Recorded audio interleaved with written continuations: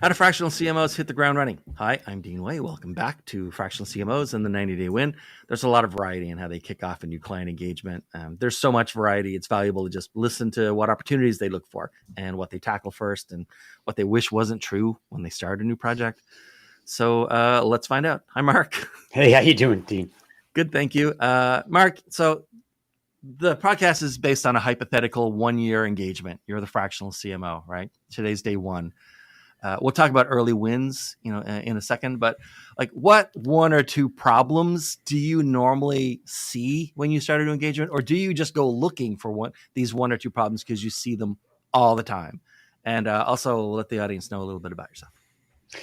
Yeah, Mark Evans, fractional CMO. Company is called Marketing Spark, and website is marketingspark.co. I've been doing this since 2020, and I work with companies, most of them B2B SaaS with less than $5 million in sales.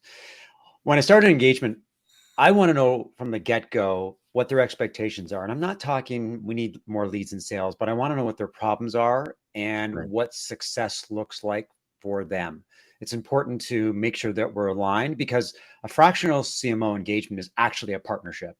It's a very intimate partnership in which both sides need to understand how each other is going to work, what the rules of engagement are, and what success is going to look like 3, 6, 12 months from now. So I want to make sure that we're both on the same page.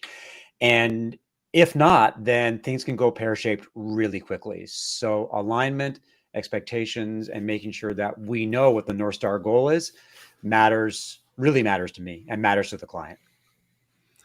Moshe, hi. Hey, my name is Mosheh. Are there any problems that you normally either just like, every time I start, I'm gonna find this, my clients for some reason always end up like this? Or is there like problems that you normally, like go looking for on the first day? And I interrupted you, I think, but like, let the audience know a little bit about you. Absolutely. Just by way of introduction, I am the founder and chief growth partner at growth.co. That's growth without the O.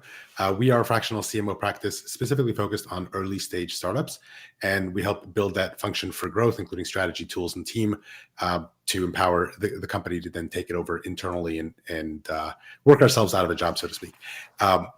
One thing that we have established is always focused on positioning first, and it's sometimes a challenge to convince founders that you have to kind of slow down to speed up. Everybody wants immediate focus on lead gen, growth, customer acquisition, whatever the main KPI that they're looking for, which we found out the hard way that when you do that, inevitably you end up spending a lot of time and money on generating the wrong type of lead that doesn't convert or churns.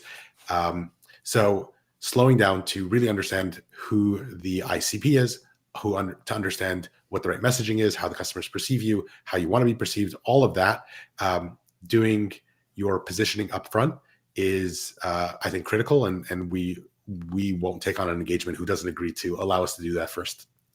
Okay. Moshe, I'm going to stay with you for a second. But by the way, I confess I have not been to your website, but I don't know if you realize that the way you described it, growth without the O, if you consider O as OH, as like a surprise, that's a great slogan, right? No surprises, just growth. Love that. Intentional or not, it worked out great. Okay, then that's like the problems. What sort of early wins I hate the term low-hanging fruit.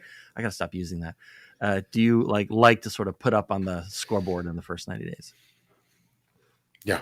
So of course, while we're doing that deep dive exercise to figure out the right positioning, we're talking to internal stakeholders. We're talking to sales folks who have the closest ear to the customer. And ideally, we're also talking to customers and even non-customers in the ICP to get a full understanding. While we're doing that and we're building the strategy, you don't want to be spending too much time. It's difficult, right, to have that kind of that period where the customer is kind of starting to think, what did I sign up here for? I'm paying them and I'm not seeing any results. So you do want to deliver some quick wins during that period. And even if they're small and not super consequential to the long-term strategy, just showing that value immediately definitely buys you some of that time that you need to do the heavy lifting. So some quick places to look often are if they're already running any sort of ads, And what I find with startups, especially when they hire us, it's often because they've started with a junior marketer or an agency that has a lot of tactics but no strategy. And that's what they're hiring us for, is to figure out what that strategy should be. So when you start to peel back the you don't have to go too deep on the tactics. Oftentimes you'll find quick wins on wasted spend in AdWords, for example. Some broken email automation flows, if you look in the CRM or HubSpot or whatever they're using. And also the funnel, I think, is a critical place to look immediately for opportunities to just improve that experience, because oftentimes the focus is on some sort of lead generation inbound effort or form or process. And if you can make quick improvements there, you can get some nice gains immediately. So those are some easy places to look. The bigger work around, how do you message to the customer, sometimes even a rebranding is necessary, or a repositioning. That'll take some time, and you want to be able to show something during that period. All right. And statistics on this podcast tell me that most of the people who listen are non-marketing people and CEOs. So, Mark, I'm going to ask you about what wins you like to put in first 90 days. But just to clarify for anyone listening, ICP, which is what Mosheh mentioned, is ideal customer profile. So, Mark, what do you think? What do you go after in the first 90 days on the win side? Yeah, I agree with Moshe in terms of the overall approach. One of the things that you need to think about is when a company hires a fractional, it's a big deal. It's a leap of faith. They probably haven't done a lot of marketing, haven't spent a lot of marketing. As Moshe said, they've probably at most hired a junior marketer or maybe dabbled with an agency and it hasn't worked very well. So you want to validate that they've made the right decision. And yes, you do need to do the positioning and understand what the marketing strategy is and what the product is. But you want to make sure that they feel confident almost right away that they've got someone who's going to move the needle for them, whether in a big or small way. So it's a mindset. And if you build trust and confidence, then the rest of engagement will be a lot easier. So as far as the tactical part of quick wins, a website review often reveals lots and lots of things that can be easily and quickly fixed. It's links that don't work, CTAs that are ineffective or confusing, Mapping, all that stuff. copy that, as you know, Dean, that doesn't really tell the message, the story that you want to tell. Yeah. And then you can sort of pick off some of the low-hanging marketing and sales enablement needs. So it could be things as simple as testimonials, case studies, battle cards for salespeople, maybe a quick infographic, updating the homepage. There's lots of little things that you can do without much.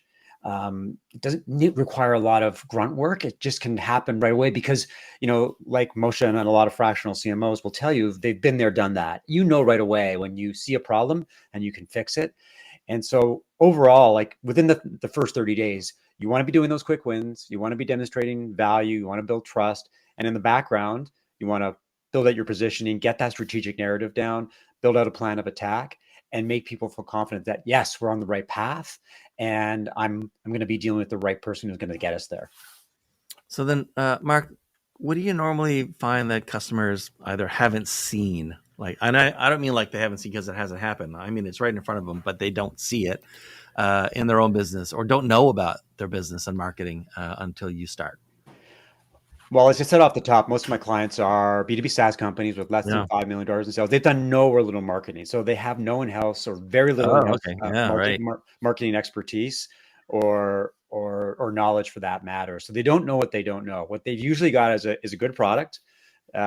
Most cases, product market fit, and they've got customers. And it's sales driven or product driven. It's brute force, usually by the CEO/founder.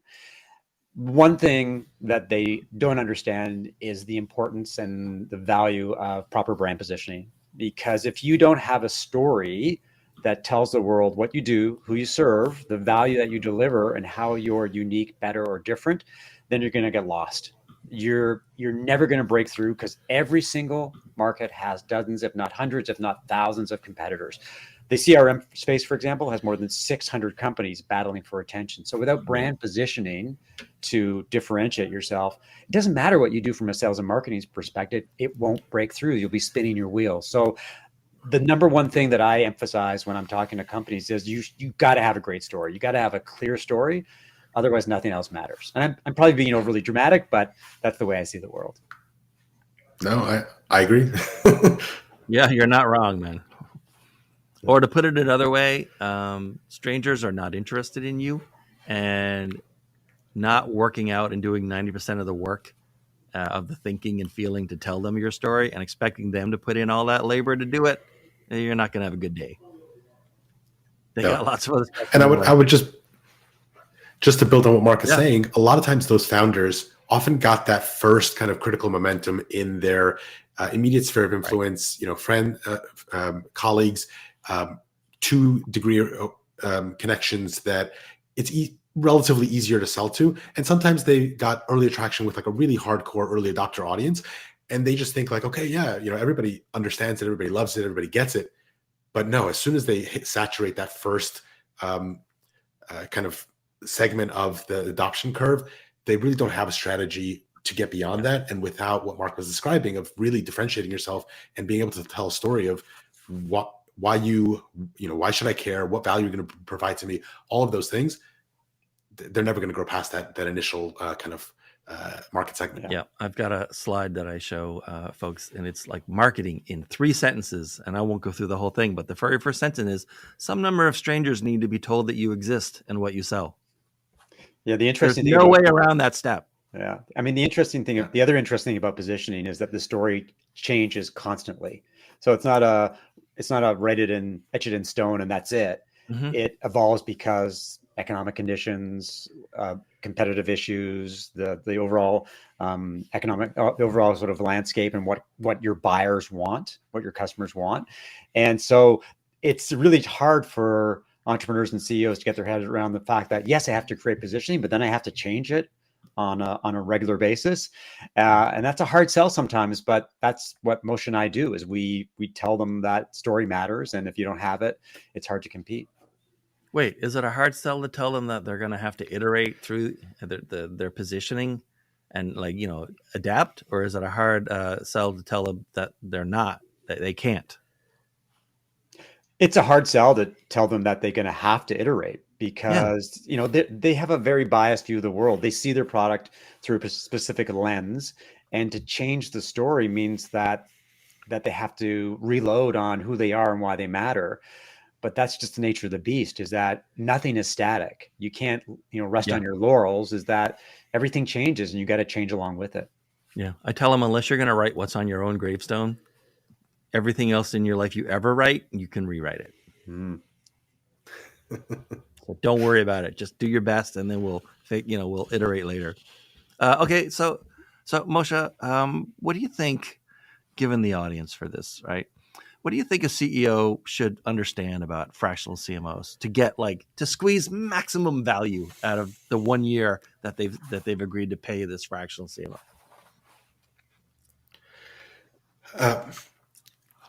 I think the most critical is understanding why you're hiring them and what you're hoping to accomplish during that period, and having a real kind of give and take partnership type approach to the engagement, that it's not just a kind of set it and forget it. I brought them in, it's their problem now, and I'll see them in a year. Right. Obviously, that's just not going to work, right? And it sounds like Mark also works with earlier stage, smaller companies, so it's even more important in that case, because so many things change, and there's so many things that are still up in the air at those stages. You have to be working closely with them. On the flip side, when hiring a fractional CMO, yes, you should have a plan of action, but of course that plan is going to change and iterate and morph as time progresses and as the needs change. So just being flexible there is important. The other big thing I think is recognizing that a CMO, whether they're fractional or not, is a CMO, and hopefully they can still write an email or edit a AdWords campaign, or go into your CRM and make changes. They should have that muscle, but you're not getting the most value for your money if that's what you're paying a senior level person to do. So understanding that the CMO's job is to build the program, to set the strategy, to work with you on direction and vision, and having the resourcing to support that individual, whether internally or with contractors, with agencies, in order to make sure that the execution gets done. Because the same way that I said earlier, execution without strategy is usually a wasted effort. Strategy without execution is also a wasted effort. So having the resourcing to then implement all of those strategies, campaigns, ideas, whatever the CMO is putting in place, and not expecting the CMO to do it because, sure, they can in most cases, but it's just not, you can get much cheaper resource to do that kind of stuff. Mark, I'm going to ask you the same question, but I'm going to twist it a little bit. In your experience, how do CEOs waste money when they hire a fractional CMO? Well, the fundamental waste of money is hiring a fractional CMO when they don't need a fractional CMO, or they're not ready for a third party to come in and help them. They just don't have the resources or commitment or the mindset to move forward with marketing. They get seduced by the fact that marketing is sexy and a lot of other companies are doing it. But from an organizational point of view, from a financial point of view, they just don't have the firepower to move forward. I told my wife that marketing is a sexy field, but she doesn't believe me. My wife feels the same way, but that is one of the biggest obstacles. She's in finance. She's like, no, it's not. Yeah. I mean, and I think the other thing when you're dealing with entrepreneurs and CEOs is that they get very excited about marketing, about strategy, about planning until rubber hits the road. And then you say to them, well, this plan is going to cost you $50,000, $100,000. And then they have sticker shock because they forget the fact that to make money, you got to spend money. And so that would be the biggest issues that I run into as a fractional CMO. All right. And then I have two more questions for you guys. So this one I need to phrase a little delicately. I mentioned earlier that the majority of the audience, according to the stats, are CEOs and non-marketing execs, right? But there's a significant chunk of the audience that are other fractional CMOs. So I wanted you to pass along to the entire audience, given that obviously, like every company and everyone in sales and everyone everywhere, you talk to a lot more prospects than ever become clients, right? That's the nature of it. Whether that's 10 prospects equals one client or 100 or whatever, right? As a fractional CMO is talking to prospects, and this will be valuable for the CEOs as well, right? As you're talking to prospects, what are some more of the signs or red flags that this is not going to be a good situation if you sign up with these guys? We'll start with Mosheh. Sure. What sets off an alarm? Not these guys. No, man, no. So I try to be as transparent as possible in that initial period, in often erring on the side of sharing too much and scaring away people, because I'd rather find out before we sign the dotted line that it's not a fit, because the reason we got into the fractional game was to be able to work with companies that we enjoy working with, and having that flexibility to take on different projects, and it's very interesting and it's exciting to have multiple different gigs at once. But life is short, so why work with engagements that they're not happy with your work, or you're not getting to provide the most value. So I would say first thing is cost, and to the last question, not just cost of our engagement, but just the overall kind of what is the strategy and budget around your entire marketing and growth program, and understanding if you're ready to make that investment or not. The other thing, again, kind of just double clicking on some of the things we were talking about earlier, that marketing does not equal advertising. Marketing is bigger than advertising. So if they're not prepared to include the other areas of marketing, like we talked about, positioning, branding, they just want advertising. There's a whole list of agencies that I'll send them to that they can do your advertising for you. Marketing is bigger than that. Of course, there's a personality component to it. So you just want to vet them like you vet any relationship. If you'll get along with each other, that is important. If not, there's maybe refer them off to another CMO that is more their vibe. That process, I think, is important. One thing that I personally haven't done, so I'm going to tell the fractional CMOs in the audience to do as I say, not as I do. In this case, is adopting kind of that classic that a lot of coaches and solopreneurs have adopted. It works really well in terms of having very lightweight engagements that you can kind of start to build that relationship. So maybe you start with some sort of like content ebook, asynchronous course, exactly, and then you move them down into like a synchronous kind of cohort type program, which is kind of mid-level in terms of cost structure, and then you have that one-on-one, which is like the high cost, the high ticket item. I think that it's important for two reasons. Number one, it improves your funnel, because right now when I talk to somebody, I don't have that. So again, I'm not practicing what I preach here, but when I talk to somebody, they're either going to sign a $50,000-$70,000 engagement or whatever that looks like, or they're not, and there's no in between. So obviously that's a big risk and big lift that I'm asking of them. Whereas if you have smaller things that you can kind of get them into the fold, that's an easier kind of starting point to a relationship. The other thing is that you have the ability to start vetting each other during that process. So, if you start to work with somebody and they're part of a group or a cohort of coaching that you're doing, or, kind of like a strategy group or workshop, then you can see during that workshop, is this somebody that I'd want to take on as a client, and vice versa? Is this a CMO that I'd want to take on full time? So I think that having those is valuable, and something that, certainly I aim to implement as well. Yeah, you basically just described my process. There's if you go to winstonwrites.com, there's like a 1-minute video, and it explains what happens in a $1,000 workshop. And the workshop includes rewriting usually someone's homepage, because whose homepage doesn't need a rewrite, right? And like that's the first step in like an engagement with me. And like it's small enough that it's sort of a quick hit and doesn't take very long, but it's big enough that nobody who just kicking the tires, comes back. So yeah, you're right. So yeah, do as I do, people, and do as Mosheh says, but doesn't do yet. And Mark, how about you? What are sort of like what are some more of the red flags that like this is not going to be a good engagement for me? To be honest, I've been doing this, been a consultant since 2008, and you get a gut feel about, or your spider sense about who's a good client and not. I think the one thing that I do want to stress is that when you're talking to a prospect, it's a two-way negotiation. So you're negotiating to work with them, and they're negotiating to work with you. And because at the end of the day, it is a partnership. Hopefully it's a 3 or 6 or 12-month partnership. So you have to know that it's the right fit, and you want to be convinced that you can be set up for success as opposed to failure. And you got to poke them, and they got to poke you, and you got to really find out if there's really the right fit, the good fit there. So that's point number one.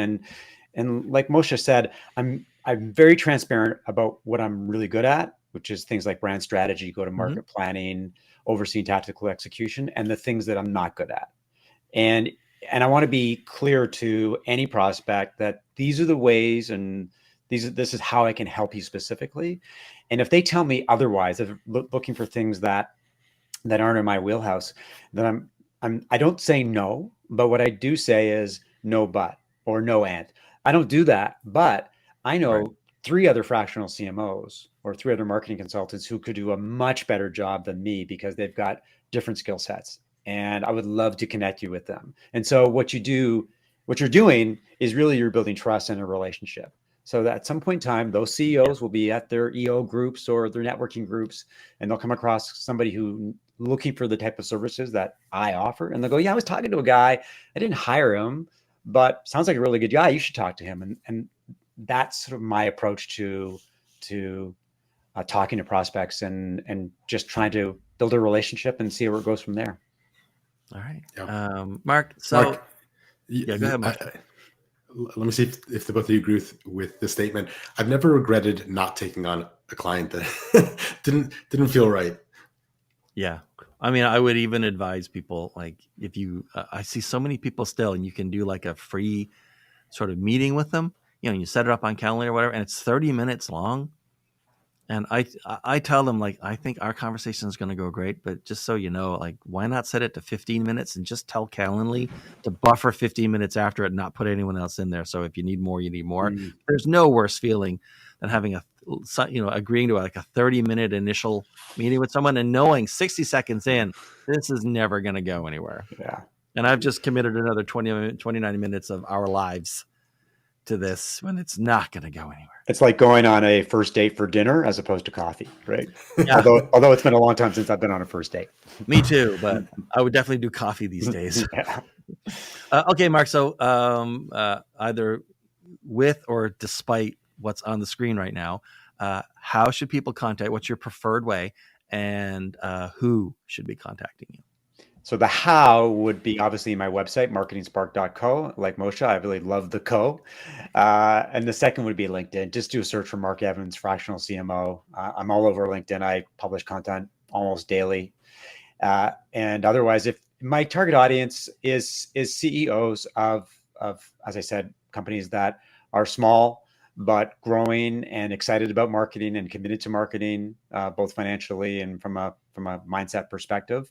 And I basically position myself as a trusted partner, someone who's a go-to resource that can help them get things done and make an impact and do marketing that makes a difference based on their budgets and where they want to go. So if you're a CEO and you're looking for marketing help, we should talk. Moshe, how and who? You can always contact me on LinkedIn. I'm Right. pretty sure I'm the only Mosheh Poltorak there. You can check out the Instant website. brand messaging already. Way to go. Way to go getting born with a name not many people have. I don't get credit for that. That's my parents. But growth.co, that's grwth.co. There's some great resources and content there. And of course, you can contact us through the forum. And both if you're a founder of an early stage startup that is post product market fit and looking to build that machine for growth, would love to have a conversation. If you're a marketer and want to potentially work with us and join our group, happy to have that conversation as well. And if I could do a quick plug for my podcast. Absolutely. If you are interested in early stage startups and growth, I do have a podcast called Product Market Fit. And we have a weekly show there that we talk to founders about their growth journeys. Right on. All right. Congratulations on the podcast. You probably have way more experience at this than I do. So it's always great when like guests who know a lot more come on and I get to like learn a little bit. All right. Thanks, Mark. Thanks, Moshe. Thanks for watching, everybody. There are more episodes coming for sure. So thanks again for visiting with us today. You can visit and steal from me at winstonwrights.com. Just look at everything there and steal whatever you want. And that's it until next time. Bye. Bye, guys.